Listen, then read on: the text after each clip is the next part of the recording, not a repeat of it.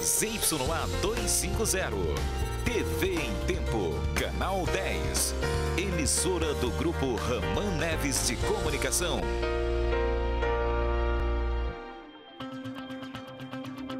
Olá, o Jornal em Tempo de hoje começa com a cobertura do julgamento mais esperado do ano. Rafael Souza, Moacir da Costa e Mário Rubens prestam depoimento no caso Moa. Eles são acusados de matar um traficante em 2007. Eles negam as acusações e o filho do deputado ainda disse que as testemunhas foram coagidas. No penúltimo dia para o recadastramento do Bolsa Família teve fila desde a madrugada. Parintins 2012, hoje nossos repórteres mostram os preparativos do Caprichoso para o festival. Economia abalada, greve dos auditores fiscais faz com que o ritmo de produção industrial seja prejudicado. E ainda, meio ambiente em alerta, ocupações desordenadas em áreas de preservação permanente colocam cada vez mais em risco os igarapés da bacia do Tarumã. Eu sou Marcela Rosa e o Jornal em Tempo já começou.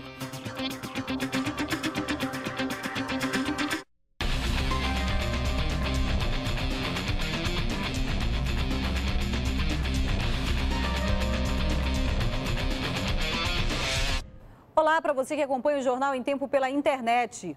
O dia inteiro foi de julgamento de Rafael Souza, filho do ex-deputado falecido Wallace Souza. Ele, o motorista da família, Mário Rubens, e o ex-policial militar Moacir Costa, o Moa, são acusados de matar com 14 tiros o traficante Cleomir Bernardino, o caçula, em janeiro de 2007. O julgamento começou atrasado às 9h30 da manhã. No banco dos réus estavam Rafael Souza, filho do ex-deputado Wallace Souza, o motorista da família, Mário Rubens Nunes, o Mário Pequeno, e o ex-policial militar Moacir Costa, o Moa.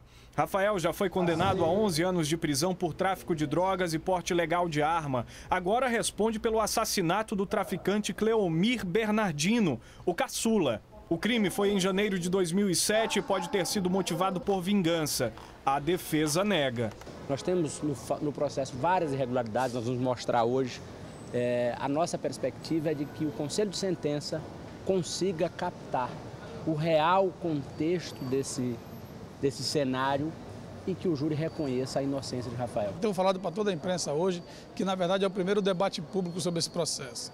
Durante 3 anos, a imprensa só publicava o que a força-tarefa queria, né? Nunca saía a matéria de defesa, até porque todo mundo pensa que advogado desse tipo de negócio só está defendendo o bandido e tem o dever de mentir. Isso não é verdade. Rafael foi o primeiro a falar, mas durante todo o depoimento disse não ter ligação com os outros réus. Ele ainda afirmou que ele e o pai, o ex-deputado Wallace Souza, foram vítimas de perseguição. À tarde, o júri ouviu o Mário Pequeno. O motorista e assessor do ex-deputado também negou a participação no crime. Ele disse ainda não ter conhecimento das relações de Rafael Souza com Pablo Silva, dono de uma locadora de carros. Pablo é uma das 7 testemunhas e foi ouvido pela manhã. Ele também negou o envolvimento com a família Souza e disse que o carro usado pelos criminosos não pertencia à empresa dele. Mário Pequeno se mostrou abalado quando o defensor de Moa lhe fez algumas perguntas. Porque o Rui Barbosa dizia, a pior injustiça que pode haver é a justiça tarda. É o que fizeram com o Pequeno. Queriam produzir prova quando o cara já tinha morrido há 2 anos e tal atrás. E prenderam o Pequeno. O Pequeno está na penitenciária até agora. Você acredita que, além de justa, pode ter havido um equívoco? Um grande equívoco. O último réu a ser ouvido foi Moacir Costa. Ele aparece em uma foto ao lado do ex-deputado Wallace Souza na casa do parlamentar. O ex-PM chegou a confessar a participação no crime. Ele seria o dono da arma de calibre 380. O corpo de caçula foi exumado e a perícia constatou que as balas eram do mesmo calibre. O depoimento de Moa foi marcado por contradições. Ele admitiu que já conhecia Rafael Souza, bem diferente do que o próprio Rafael falou pela manhã. Moa também afirmou ter sido coagido pelo então secretário de Inteligência Tomás de Vasconcelos, que, segundo o próprio Moa, queria a cabeça do então deputado Wallace Souza. Segundo o Ministério Público, indícios apontam Rafael como o autor dos 14 disparos que mataram o traficante. O julgamento, que durou o dia inteiro, ainda não tem hora para terminar. E vamos falar agora ao vivo com o repórter Amaral Augusto, que está no Fórum Enoque Reis e traz as últimas informações sobre o caso. Amaral, quais são as novidades por aí? Boa noite.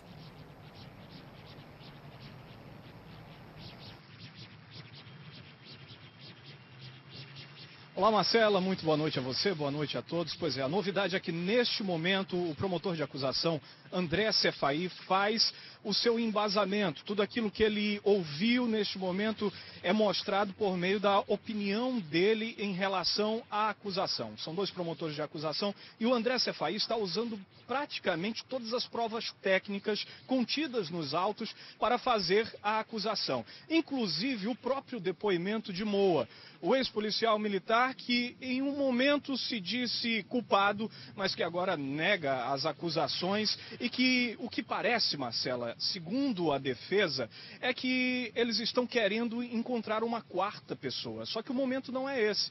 Durante todo o dia foi encontrado esse bode expiatório por meio dos depoimentos, que seria o então secretário de inteligência Tomás de Vasconcelos. Isso não convenceu o júri, pelo que nós temos observado durante o dia inteiro. Mas, nesse momento, a acusação se aproveita do que foi dito para, então, mostrar qual é a sua opinião e, assim, convencer todos os jurados. Isso não tem hora para acabar. A expectativa é que a acusação termine em pelo menos mais 2 horas o seu pronunciamento e possa chegar até às 11 da noite. Eu volto com você, Marcela. Obrigada, Amaral. Pelo jeito, o caso ainda vai ter alguns desdobramentos, né? E você que diariamente enfrenta o trânsito manauense vai se identificar agora com esse assunto. A dor de cabeça virou rotina, não é mesmo? Um percurso que antes era feito em poucos minutos agora leva horas. Com o poder aquisitivo do brasileiro aumentando, a frota acompanha esse avanço, mas os espaços urbanos não. Luciane mora na zona leste de Manaus e todos os dias vai ao trabalho no centro. A viagem deveria demorar 30 minutos, mas é feita em quase 2 horas. Não melhorou nada, fez piorar mais um pouco, porque eles botaram, dizendo que ia botar ônibus velhos e ainda continua ônibus velhos, dizendo que ia botar os novos, entendeu? Nas ruas, as irregularidades são frequentes. Faltam sinalização e faixas de pedestre, veículos estacionados em fila dupla e calçadas ocupadas por carros. É difícil, não tem lei. Tem muito motorista que não compreende, né, a regra do trânsito, né? A cada ano chegam a Manaus cerca de 50 mil novos veículos. Em horários de pico, o trânsito fica congestionado. Mesmo assim, é difícil ver obras para conter o fluxo de tantos carros, motos, caminhões e ônibus. E quem mais sofre com isso é a população. Complicado, o trânsito está cada vez mais intenso e chega um momento que a gente não vai ter a capacidade de dirigir dentro desse trânsito aí que tá horrível. Hoje em dia nas ruas a maior dificuldade é para você chegar num local aqui em Manaus, coisa que não acontecia há 20 anos atrás, né? Hoje o encontro discutiu alternativas para a mobilidade urbana no Brasil. Segundo o superintendente do Manaus Trans, aqui na capital, o monotrilho e o BRT devem oferecer maior fluidez no trânsito. Na questão da mobilidade urbana, a questão do transporte coletivo, dos corredores exclusivos. Na questão do trânsito, os centros de controle de monitoramento, que são muito importantes para agilizar o trânsito. No fórum, também foram anunciados investimentos do governo federal no valor de 5,8 bilhões de reais. Quanto aos investimentos, a partir do edital, as cidades podem participar para pegar parte desse recurso e investir na sua cidade. E o Conselho de Administração da Sufram aprovou hoje 50 projetos nos segmentos de indústria e serviços que chegam a mais de 1 bilhão de investimentos e devem gerar cerca de 10.300 novos empregos no polo industrial de Manaus. Entre os destaques estão a produção de câmeras digitais e de um composto químico para o tratamento da água potável.